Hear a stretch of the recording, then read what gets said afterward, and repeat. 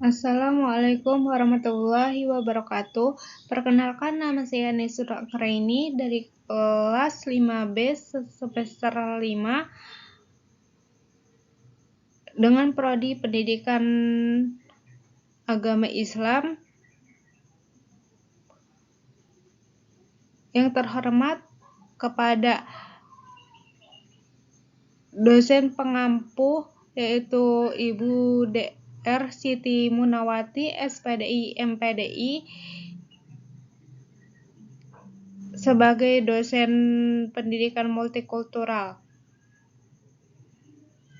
Di sini saya akan menjelaskan tentang artikel negara Oman.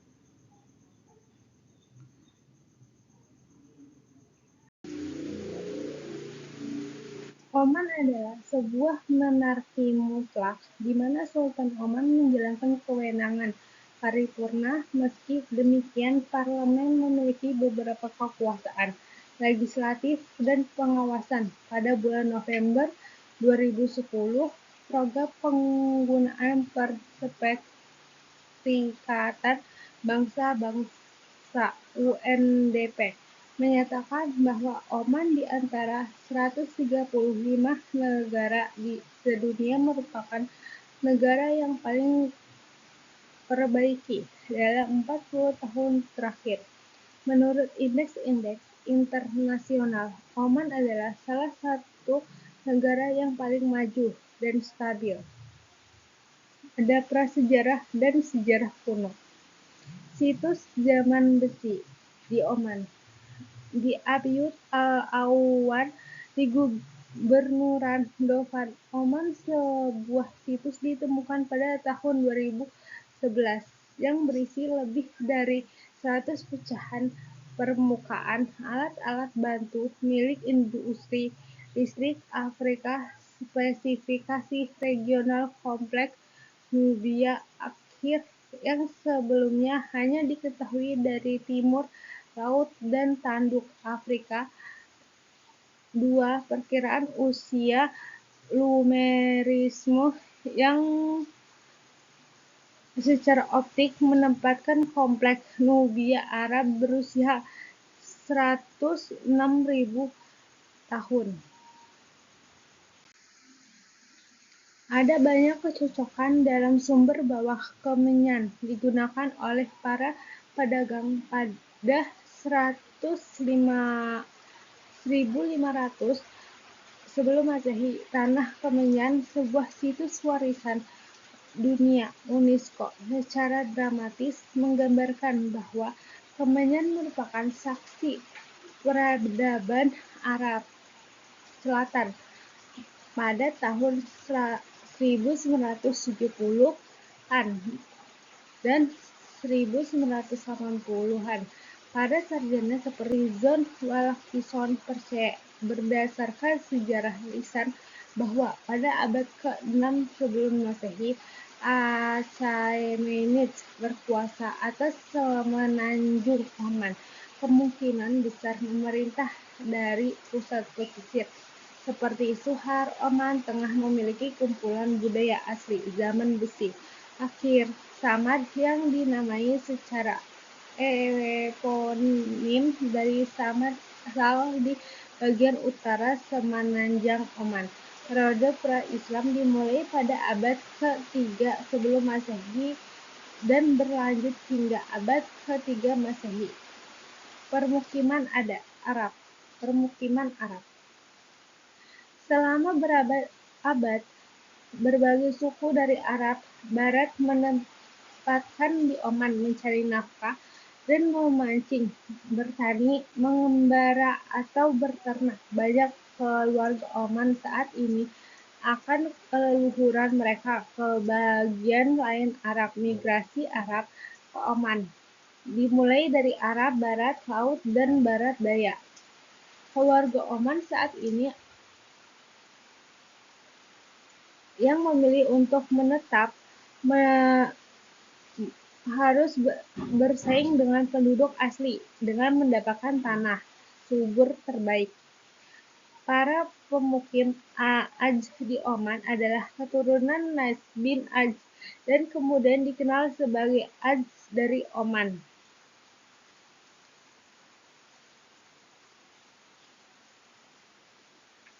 7. Di bawah pendiri kerajaan di sebelah barat, Arab diyakini telah menetapkan di Oman. Menurut Al-Kabi, di bawah Malik bin As. Menurut Al-Karsi, Malik bin Fars adalah pemukiman pertama Alaj.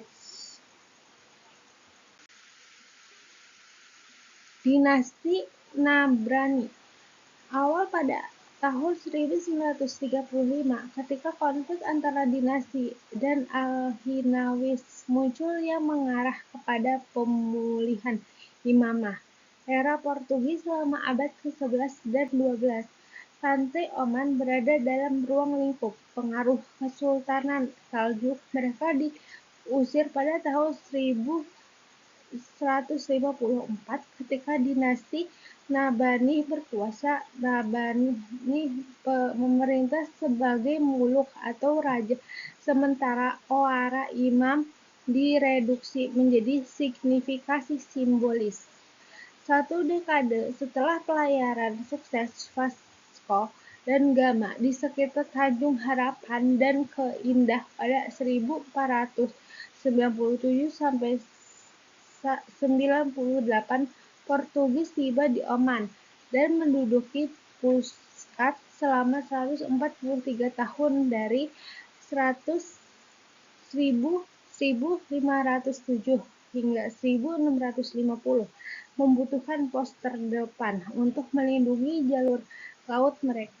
Portugis membangun dan membentengi kota di mana sisa-sisa gaya arsitektur Portugis masih dapat ditemukan belakangan. Beberapa kota Oman lainnya dijajah pada awal abad ke-16 oleh Portugis untuk mengontrol pintu masuk Teluk Persia dan perdagangan di wilayah tersebut sebagai bagian dari jaringan benteng di wilayah tersebut dari Basrah hingga Hormuz. Selanjutnya ada dinasti Yaruba tahun 1624 sampai 1744. Kekisaran Ottoman untuk sementara merebut Muscat dari Portugis lagi pada tahun 1581 dan mempertahankannya hingga tahun 1588 selama abad ke-17. Orang-orang Oman dipersatukan kembali oleh para imam Yaruba. Imam Yaruba Nasir bin Mursid menjadi Imam Yaruba pertama pada tahun 1624 ketika dia terpilih di Rustak. Imam Nasir dan penggantinya berhasil pada tahun 1650-an mengusir Portugis dari wilayah pesisir mereka di Oman. Orang Oman dari waktu ke waktu mendirikan kerajaan maritim yang mengejar Portugis dan mengusir mereka dari semua harta benda mereka di Afrika Timur, yang kemudian dimasukkan ke dalam kekuasaan Oman untuk merebut Zanzibar. Saif bin Sultan Imam Oman menekan pantai Swahili. Saif bin Sultan menduduki Bahrain pada tahun 1700. Persaingan dalam keluarga Yaruba untuk memperebut kekuasaan setelah kematian Sultan pada tahun 1718 melemahkan dinasti tersebut dengan kekuatan dinasti Yaruba yang semakin menipis.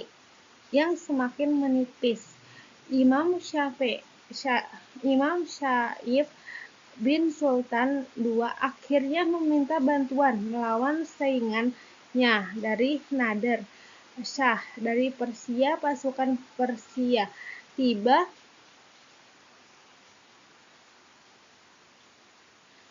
Pada Maret 1737, untuk membantu Saif di pertangkaran mereka, Zulfar pasukan Persia akhirnya memberontak melawan Yaruba pada tahun 1743. Kerajaan Persia kemudian mencoba menguasai pantai Oman pada Maret 1700.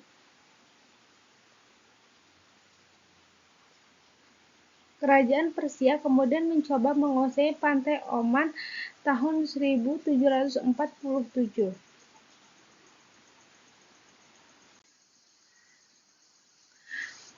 Abad ke-18 dan ke-19.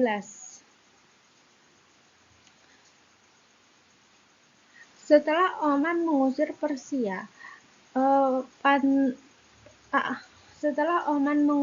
Persia, Ahmad bin Said Abu Said pada 1749 menjadi imam Oman terpilih dengan Rustad. Sebelum ibu kota jejak kebangkitan imamah dengan dinasti Yaruba, orang-orang Oman melanjutkan dengan sistem elektif, tetapi asalkan orang tersebut dianggap memenuhi syarat, memberikan preferensi kepada anggota keluarga penguasa setelah kematian Imam Ahmed pada tahun 1783. Putranya Said bin Ahmed menjadi imam terpilih. Putra Said Ahmed bin Said menggulingkan wakil ayahnya, Imam Ali Mustad, dan memperoleh kepemilikan benteng Mustad. Ahmed memerintah sebagai Yazid Sultan menggantikan Sultan bin Ahmed sepanjang abad ke-19. Selain Imam Said bin Ahmed yang mempertahankan gelar tersebut hingga meninggal pada tahun 1803, Azan bin Qais adalah satu-satunya imam Oman terpilih. Pemerintahannya dimulai pada tahun 1868, namun Inggris menolak untuk menerima Imam Azan sebagai penguasa karena dianggap bertentangan dengan kepentingan mereka. Pandangan ini berperan penting dalam mendukung penggulingan Imam Azan pada tahun 1871 oleh sepupunya, Yazid Turki, putra mendiang Said bin Sultan, dan saudara laki-laki Sultan Bagas dari Zanzibar, yang dianggap Inggris lebih dapat diterima. Imam Sultan Oman, penguasa Mustad yang dikalahkan, diberi kedaulatan atas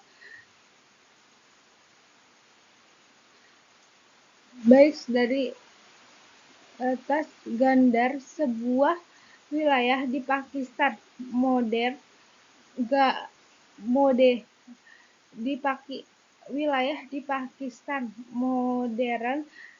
Qaandar adalah bagian dari Oman dari tahun 1783 hingga 1858.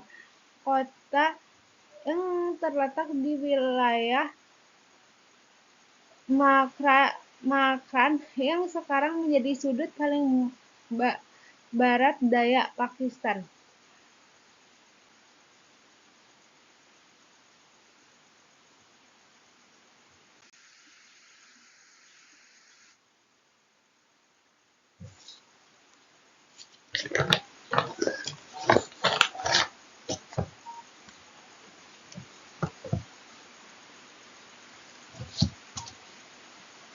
Koloni de facto Inggris. Imperium Inggris (IM) sangat ingin mendominasi Arab Tenggara untuk menahan pertumbuhan kekuatan negara-negara Eropa lainnya yang mengekang kekuasaan maritim Oman yang tumbuh selama abad ke-17.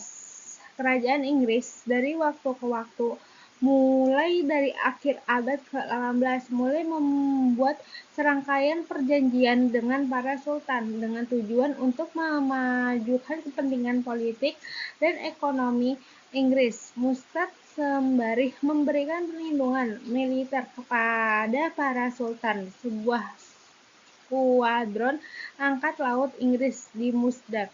Pada tahun 1854, Akta penyerahan Pulau Ruqya Muria, Oman ke Inggris ditandatangani oleh Sultan Muscat dengan pemerintahan Inggris. Pemerintah Inggris memperoleh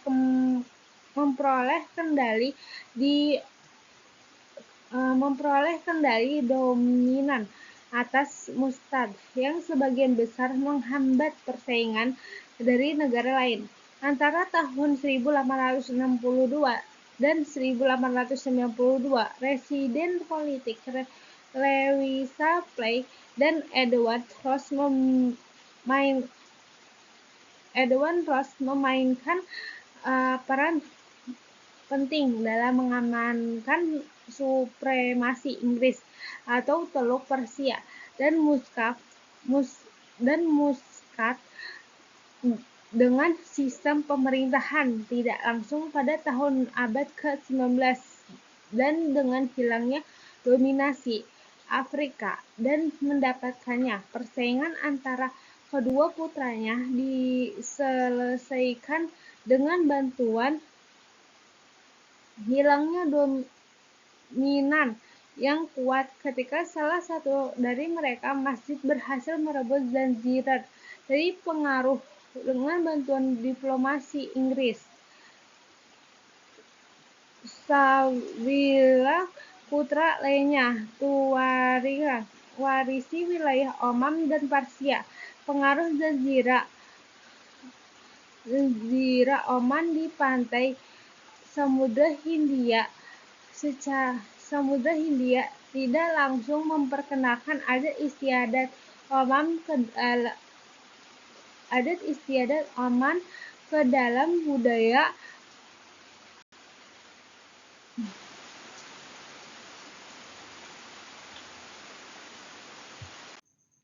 Perjanjian Sèvres, perpecahan antara wilayah pedalaman Orange dan wilayah pesisir merah, Oman dan Muscat, pegunungan Al-Hazar yang merupakan bagian dari Zeber Akhdar memisahkan negara ini menjadi dua kawasan berbeda, pedalaman dan kawasan pesisir, yang didominasi oleh ibu kota Muscat.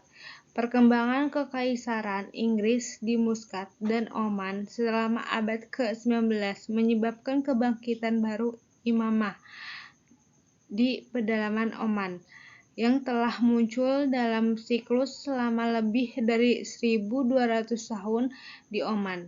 Perwakilan politik Inggris yang tinggal di Muscat membuat keterasingan pedalaman Oman karena pengaruh besar pemerintah Inggris atas Muscat yang dia gambarkan sebagai sepenuhnya mementingkan diri sendiri dan tanpa memperhatikan kondisi sosial dan politik penduduk setempat. Pada tahun 1913, Imam Salim Al-Kharusi menghasut pemberontakan anti-Muscat yang berlangsung hingga tahun 1920 ketika Kesultanan menjalin perdamaian dengan imamah.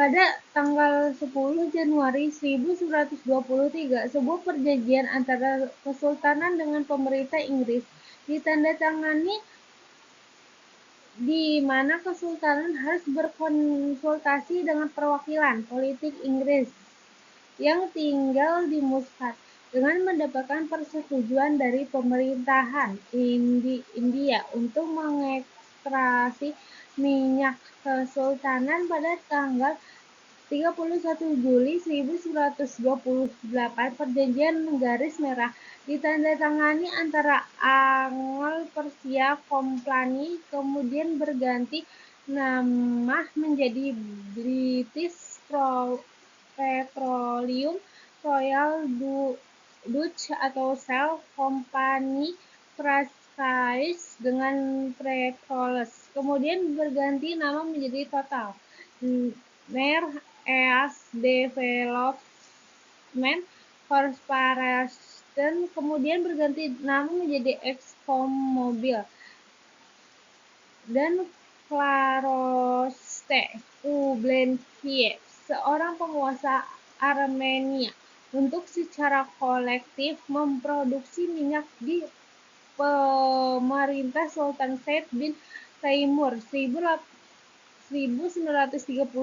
sampai 1970. Said bin Taimur menjadi Sultan Muscat secara resmi pada 10 Februari 1932. Kekuasaan Sultan Said bin Taimur karakter yang sangat kompleks didukung oleh pemerintah Inggris dan dicirikan sebagai feodal reaksioner. Sekretaris Pertahanan dengan kepala intelijen, kepala penasehat Sultan, dan semua menteri kecuali satu orang mempersiapkan Sultan untuk menyerang pedalaman Oman pada bulan Mei, kecuali satu orang Inggris. Pemerintah Inggris menawarkan senjata dan amunisi, pembekalan tambahan, dan petugas untuk mempersiapkan Sultan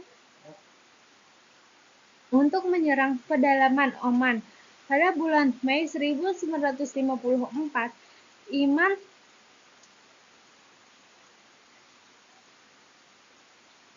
Dikali wafat dan Ghalib Al-Jaf terpilih sebagai imam. Hubungan antara Sultan Said bin Taimur dan Imam Ghalib Al-Hinai didukung oleh para Inggris mengklaim semua urusan dengan perusahaan minyak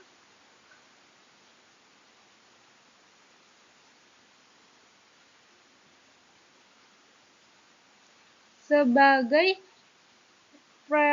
prerogatifnya.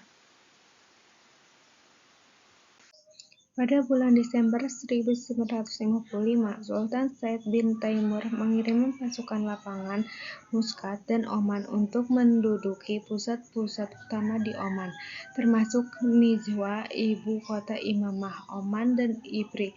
Orang Oman di pedalaman dipimpin oleh Imam Ghalib Al-Hinai, Talib Al-Hinai, saudara Imam dan wali gubernur Rustad, dan Saiman bin Hamyar yang merupakan wali atau gubernur Jebel Akhdar, membela Imamah di perang Jebel Akhdar melawan serangan yang didukung Inggris oleh Kesultanan. Pada bulan Juli 1957, pasukan Sultan ditarik, tetapi mereka berulang kali disergap, menyebabkan banyak korban jiwa. Pada tanggal 14 Agustus 1957, Menteri kepada penduduk lokal yang tinggal di pedalaman Oman antara Juli dan Desember 1958, RAF Inggris menargetkan pemberontakan desa di puncak gunung, saluran air, dan tanaman. Pada tanggal 27 Januari 1959, pasukan Kesultanan menduduki gunung tersebut. Dalam sebuah operasi mendadak, Imam Ghalib, saudaranya Talib, dan Sulaiman berhasil melarikan diri ke Arab Saudi, di mana tujuan imamah dipromosikan sampai tahun 1970-an. Partisan yang diasingkan dari Imamah Oman yang sekarang telah dihapuskan mengajukan kasus Oman ke Liga Arab dan Perserikatan Bangsa-Bangsa. Pemberontakan Dhofar. Pemberontakan Dhofar. Cadangan minyak di Dhofar ditemukan pada tahun 1964 dan diekstraksi dimulai pada tahun 1967. Dalam pemberontakan Dhofar yang dimulai pada tahun 1965, pasukan pro-Soviet diadu melawan pasukan pemerintahan Sultan Qaboos 1970 sampai 2020. Sultan Qaboos bin Said yang pemerintahannya menyaksikan peningkatannya standar hidup dan pembangunan penghapusan perbudakan, akhirnya pemberontakan Dhofar dan pengumuman konstitusi Oman. Pada tahun 2002, hak suara diperluas untuk semua warga negara yang berusia di atas 21 tahun dan pemilihan Majelis Permusyawaratan pertama di bawah aturan baru diadakan pada tahun 2003. Pada tahun 2004, Sultan menunjukkan Menteri Perempuan pertama Oman dengan berfotofolio Sheikha Aisyah bin Khalfan bin Zamel al-Shayabiyah. Dia ditunjukkan sebagai otoritas nasional untuk pengerjaan industri, sebuah kantor yang berupaya melestarikan dan mempromosikan kerajinan tradisional Oman dan merangsang industri. Geografi Oman.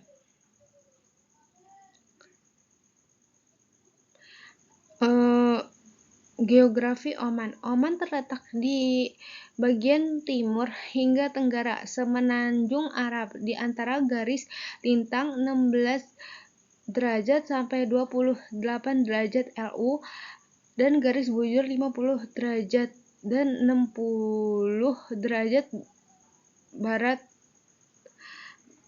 60 derajat BT. Perbatasan darat dan Persatuan Emirat Arab Saudi dan Republik Yaman di sebelah timur laut dan tenggara. Negara ini berhadapan dengan Teluk Oman dan Laut Arabia. Sebagian besar Oman Tengah meliputi daratan gurun berkerikil yang luas. Selanjutnya ada Pantai Sur Oman. Eksklav Oman lainnya di dalam wilayah UEA dikenal sebagai Mada, terletak di tengah-tengah antara Semenanjung Musandam dan daratan utama Oman dan bagian dari Kebenuran Musandam, meliputi wilayah seluas sekitar 75 km 29 ski mi. Batas Mada diselesaikan pada tahun 1969 dengan sudut timur laut Mada hampir 10 meter atau 32,8 kaki dari Jalan Mujairah. Di dalam eksklave Mada terdapat eksklave UEA yang disebut Nahwa milik Keamirah Sharjah, terletak sekitar 8 km atau 5 mil di sepanjang jalur tanah. Iklim: sebagian besar wilayah Oman terdiri dari gurun yang kering, dengan daerah pesisir yang lembap, dan daratan bagian dalam yang panas dan kering. Oman bagian tengah hampir seluruhnya merupakan gurun yang nyaris datar, sedangkan di utara dan selatan terdapat pegunungan berbatu yang membatasi dengan pesisir Oman. Memiliki iklim gurun yang panas dan curah hujan yang sangat sedikit, yang membuat bagian dalam Oman nyaris tidak berpenghuni sehingga kantong-kantong penduduk lebih banyak tersebar di sekitar pantai.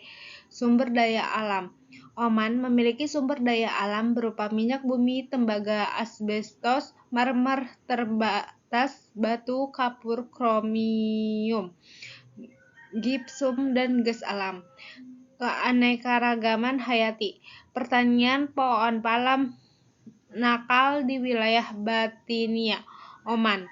Paus bungkuk laut Arab yang tidak bermigrasi dari Dhofar. Mamalia asli termasuk macan tutul, Hexna, rubah, serigala,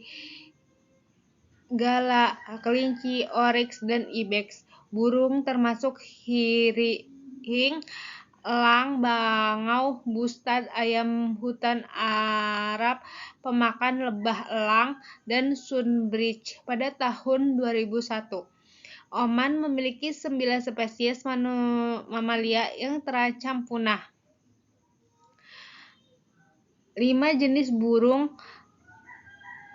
yang terancam punah dan 19 spesies tanaman yang terancam punah. Dendrit yang telah dikeluarkan untuk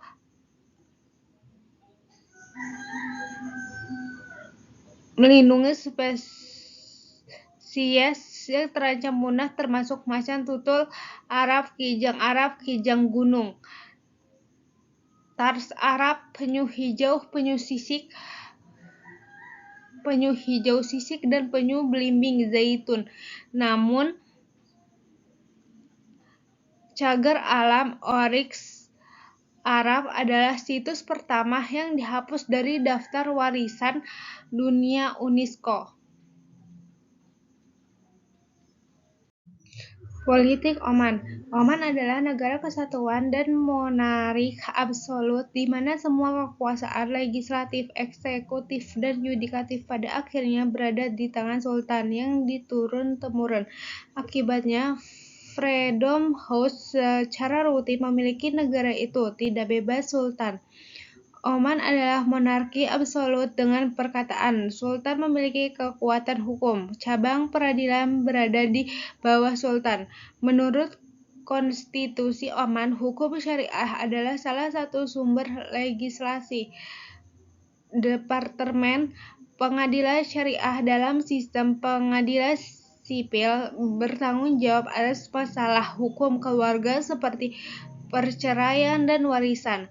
Sementara kekuasaan tertinggi terkonsentrasi di sultan dan Oman tidak memiliki pemisahan kekuasaan resmi. Mendiang Sultan Qaboos menolak memberikan tanggung jawab penuh Menteri Pertahanan, meskipun Kode Hukum Oman secara teoritis melindungi kebebasan sipil dan kebebasan pribadi. Keduanya sering diabaikan oleh rezim legislatif. Oman adalah Dewan Bikameral Oman yang terdiri dari Majelis Tinggi. Kebijakan luar negeri: perkiraan SIPRI tentang pengeluaran militer dan keamanan Oman sebagai persentase dari PDB pada tahun 2020 adalah 11%, menjadikan angka tertinggi di dunia. Pada tahun itu lebih tinggi dari Arab Saudi, 8,4%. Pengeluaran militer rata-rata Oman sebagai persentase dari PDB antara 2016 dan 2018 adalah sekitar 10%, sedangkan rata-rata dunia selama periode yang sama adalah 2,2%. Tenaga militer Oman mencapai 44.100 pada tahun 2006, termasuk 25.000 tentara, 4.200 pelaut di Angkatan Laut dan Angkatan Udara, Dengan 4.100 personel rumah tangga, kerajaan mempertahankan 5.000 penjaga, 100 di pasukan khusus, 150 pelaut di armada Royal Yachts, dan 250 pilot dan personal darat di Skuadron Royal Flag. Oman juga memiliki pasukan paramiliter berukuran sedang yang terdiri dari 4.400 orang. Hak asasi manusia. Praktik penyiksaan tersebar luas di lembaga pemasyarakatan negara bagian Oman. Metode-metode penyiksaan yang digunakan termasuk eksekusi pura-pura, pemukulan, penutup kepala, kurungan isolasi, pemaksaan suhu ekstrim, dan kebisingan terus-menerus, pelecehan, dan penghinaan. Mungkin cukup sekian materi dari negara Oman. Kurang lebihnya mohon maaf. Assalamualaikum warahmatullahi wabarakatuh.